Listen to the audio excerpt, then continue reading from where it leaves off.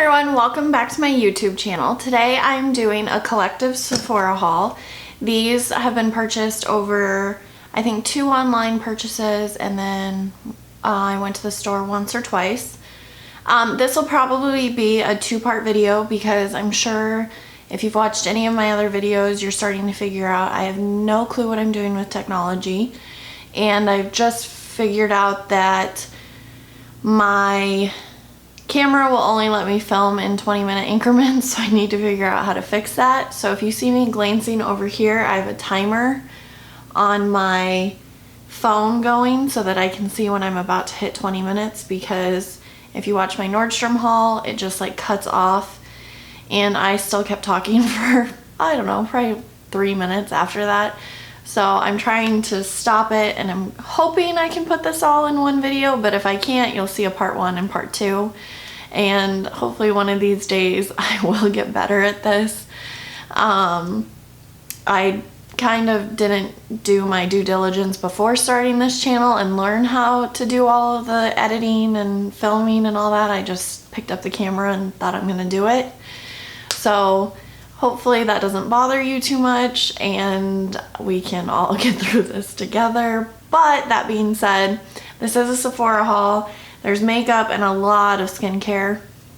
I ran out of quite a few things, and then a lot of things were inspired by YouTube. There's a few Ulta things thrown in there too. I was at my mom's for 5 days and we were shopping, so we went to Ulta and I got a few things, and I'm just gonna show them in this. But that being said, we'll just jump into it. Most of these are YouTube made me buy it. I shouldn't watch YouTube ever because I have no willpower, but the very first purchase was inspired by Christina Brawley, and it is the La Mer Moisturizing Soft Cream. She talked about this in either a yearly favorites or a December favorites, something towards the end of the year.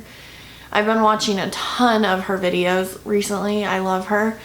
And she talked about the soft cream because the other one sounds really thick and you have to like warm it up in your hands and then you kind of pat it onto your face. And I had a Mario Badescu moisturizer like that, and I didn't love it. I didn't hate it, but I didn't love it, and I didn't want to spend that much money on something. So she talked about the soft cream, and that's just a moisturizer you put on. La Mer is expensive, as everybody says. It's like hurts to buy a little bit. This was $150 or $175 for this itty bitty jar. I thought it'd be a little bit bigger when it showed up. It's not. It should last probably, I don't know, I would say 4 to 6 months depending. Like, I'll only use this at night, so it should last, I hope, 6 months, and maybe then I can justify it. I have used it twice and I do really like it. It's a very pretty moisturizer. I've noticed my skin just feels softer. I don't know if it's all because of this, because like I said, I've purchased a lot of skincare. So I don't know if it's this or everything kind of combined is working, but so far I do really like it. It's expensive though, very expensive. And it is packaged nicely, but I would have taken cheaper packaging, I guess. The next thing I bought was also inspired by her. Christina Brawley. I've been using the SK2 water essence, and I love facial oils, but I ran out of them, oh my gosh, probably, I don't know, 7-8 months ago, and I've just never repurchased another one. And she was talking about this one that she had, and it's the SK2 facial treatment oil. So the whole top, probably 2/3 is the oil, and then the bottom is the Patera, which is the patent ingredient that SK2 uses that was found in sake. And you shake it up, the whole thing emulsifies, and then you pour it out on your hands. So I use the water essence after I have done my like I do the double cleanse with an oil and then with a foam cleanser. And then I put the water essence on, do the rest of my skincare routine, and then I put this on top of everything at night to let it all kind of like mesh together.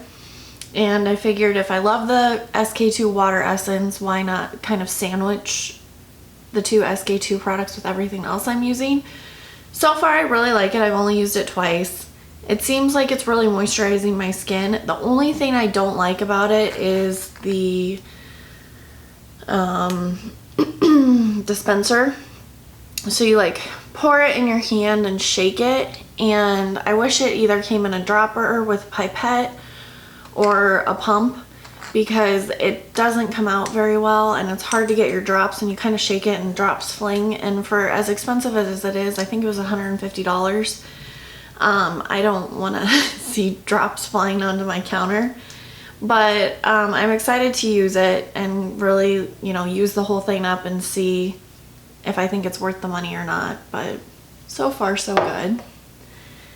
And then this was the water treatment essence, and I've been using it for about 2 weeks, so there's a little dent but not much.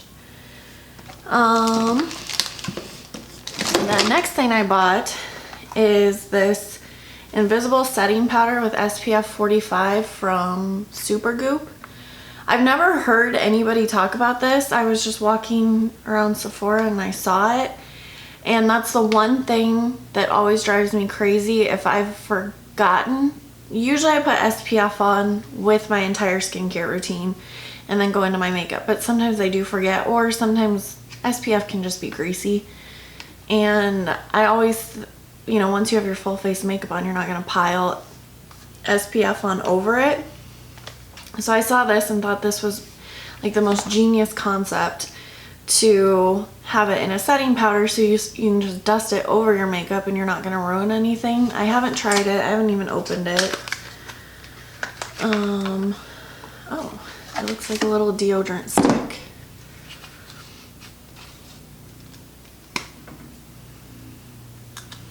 Huh. So it just goes in and out. I think it'll fit my purse really nicely this summer.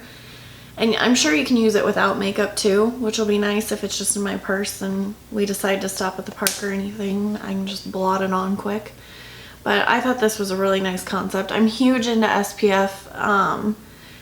I have a skin version of celiac disease, so I get these horrible welts and just sores all over. So I have enough skin issues. I don't need to add sun to it. So I'm pretty good about my SPF, so I was really excited to try this. The next thing I bought is the Dior Perfect Makeup Everlasting Wear Pore Perfecting Makeup. I bought the original one from Nordstrom, and the color was right, the tone was wrong. It was too pink. So I got this in 24, which I think it was like almond or something. It looks like this, and it's got a pump, which I love. I don't notice the pore perfecting part, but it is a long wearing foundation. It doesn't cake up. It layers really nicely. It doesn't feel heavy, because a lot of like mattifying and pore perfecting ones can be very heavy. It doesn't feel like that at all. So it has an SPF of 35, which is nice for days when I do forget my SPF. But so far so good. I've been mixing the two. I do have more of a pink undertone in my skin, so yeah, I've just been mixing these, and I really like the way that they're turning out. The next thing I bought was this Tatcha Camillia Gold Spun Lip Balm. I feel like I heard Desi Perkins talking about this, or she used it in her skincare routine. I don't remember. And then I was researching gluten-free lip balms, and this came up, so I thought, why not? I needed a good lip balm for at night. I use like the EOS ones during the day, but sometimes those aren't, I don't know, I don't know if I love those or not. This is interesting because it has gold flecks in it. I don't know if you can see that or not. But it's just a really nice lip balm. Sheer. It's nice over lipstick too because it does add a nice gloss to it. But at night it definitely moisturizes and does what it needs to do. I love Tatcha. I think it's a great brand. So yeah, so far so good. The next thing from Sephora, I already lost the cap, is the Quay Dry Shampoo Foam. I don't think I like this. I've used it twice. I don't know. It just has a huge buildup with it. So I try and only wash my hair twice a week. And the first time I used it was like on day 3. So I use dry shampoo even immediately after I wash my hair and style it for volume. And I use a ton of texturizing sprays and stuff like that. So when I used this on day 3 and it kind of really built up, I thought, well, maybe it was because I had so many other things in my hair from days of not washing it. So then the next time I washed my hair, styled it, this is what I used instead of a spray dry shampoo. I thought, well, I'll try this and then maybe the other things will layer in it better. It didn't give me the volume I expected it to give because everyone talked about how amazing the volume was. I didn't find that at all, and obviously we can see I have very flat, fine hair. And then I had to wash my hair the next day because when I went to put dry shampoo in, it just like gunked and caked, and I had big thick pieces of hair that were just clumped together instead of, you know, being able to brush through it. And I felt like it made my hair look dirtier, so I had to jump in the shower right away. So I will keep trying it, but so far I'm not sure what the hype is, or I'm using it wrong. So yeah, I'll definitely have to keep playing with it and see what the trick is to it, but I'm not a big fan so far. And then I picked up, while I was in the store, this pearl eye mask. I love eye masks, especially individually wrapped ones. I bought a container on Amazon with 60 in them, and I love those for being at home, but I like these to just throw in my bag if I'm going to be gone for days on end. They're just less bulky and easier. I haven't tried this one ever, but an eye mask is an eye mask to me, just kind of like a sheet mask is a sheet mask. And then I thought these were interesting. These are the lip masks. They're rose lip mask, and I haven't tried these either. They're gluten-free for anyone out there that needs that. But I thought that that was kind of a good concept because your lips tend to get the fine lines around them just like your eyes do. So you might as well moisturize them. And I do find that I put eye cream on my lip, you know, like around my lips quite a bit, just to prevent that. So I thought these would be a nice little addition. And they're $3 a piece, which I didn't think was horrible. It's, you know, you can get a sheet mask for 99 cents on Amazon. So I'm going to look and see if I can find anything similar to this on Amazon. But $3 I didn't think was too bad. And then for Ulta, I picked up the Tarte Shapetape Concealer. And I got mine in light. So I have been dragging my heels on this concealer since it came out. 1, full coverage concealer scares me. 2, sometimes I think Tarte gets overhyped in particular. I've tried a lot of things that people have talked about and I haven't loved them. So maybe it's just me not loving the brand, but I feel like a lot of beauty gurus get on this Tarte train, and I just think that they're overhyped. So I really, when this came out, thought I'm gonna hate that. I'm not even gonna try it. And then, you know, it happens, you try it. Christina Brawley raved and raved and raved about it, and Luxe Mommy recently purchased it and she really liked it too. And I love watching her Instagram live. She does it, I don't know, maybe once a week, where she'll get on Instagram for like an hour and just chat, and you can type in questions and she kind of gets a conversation going. And she's talked about it too and said she really likes it. And I think the trick with like people liking it is that they don't do the huge triangle, because sometimes I watch the beauty gurus do that and it just seems like they are blending concealer forever, and that's exactly what I didn't want. And I do have dry under eyes, like my T-zone gets oily, but my under eyes are very dry, so I was afraid that this was just gonna make me look old. But I caved and bought it, and I do really like it. I haven't tried the triangle yet. I just kind of do a little tiny bit right under my eyes, and I can blend it out into the triangle. But yeah, I do like it. The doe foot applicator is huge. I don't know if you can really get a sense of that, but it's gigantic. And this is definitely a full cover concealer. It reminds me a lot of MAC Pro Longwear, but a little bit thicker. But definitely that like full coverage. Light seems to be the perfect shade for me. And I think it'll even be better as the summer goes on and I get a little bit of a tan. But I do really like this, and I probably shouldn't have been dragging my heel so much on it. So if you've ever been hesitant to try it, I think it's worth it.